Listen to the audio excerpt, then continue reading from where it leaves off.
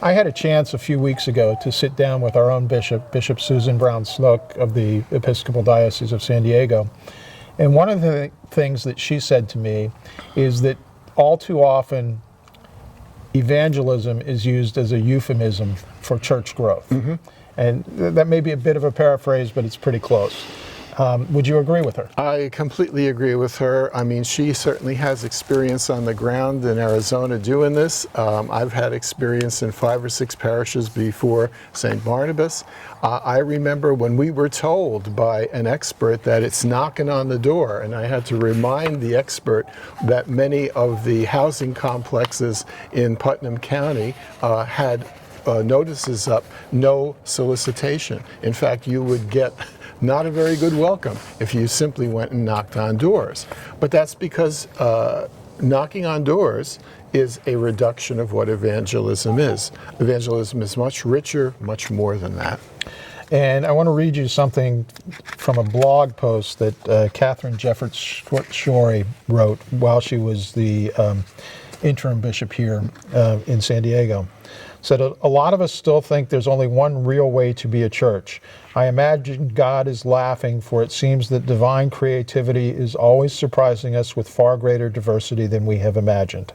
Can you comment on that? One of the Desert Fathers said it's a good thing that God laughs. It's also an even better thing that God forgives, even more than we would be able to do. She's absolutely right, and I think the problem is that again, it's a narrowing of vision. I'd go back to the thing you asked me about a minute ago, and that is survival theology and survival strategy. People get desperate when they see the numbers going down. People get desperate when they see that whatever money they had as an endowment is soon going to end. People get desperate when they can't get more bodies into the building and more bucks into the budget. But they're missing the point. That's a very small part of what church is, and it certainly is not the core of what church is. Church is living the gospel, putting the gospel into action in your day-to-day life. And that is, as people repute St. Francis of Assisi to have said, preach the gospel and use words if necessary. Okay.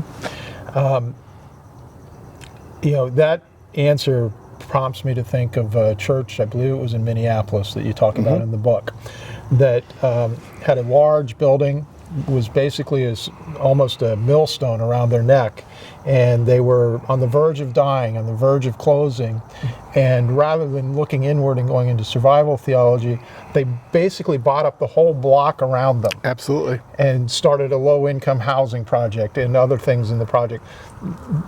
Basically, they took a chance on the community, and the community rewarded them. Right, because there was a need for the community to have some stability. Kelly Chapman, he's now retired, went there in his last 5 years in ministry after working at the ELCA headquarters in Chicago for many years. He saw this gorgeous neo-Gothic church, big nave, big bell tower. He also saw right next door this series of a building complex that had residential space on the second floor and commercial space on the first. He said to the congregation, we're going to get loans, we're going to get some kind of funding, we're going to buy that. What are we going to do with that? They said to him. He said, we are going to put ourselves into the community big time by doing that.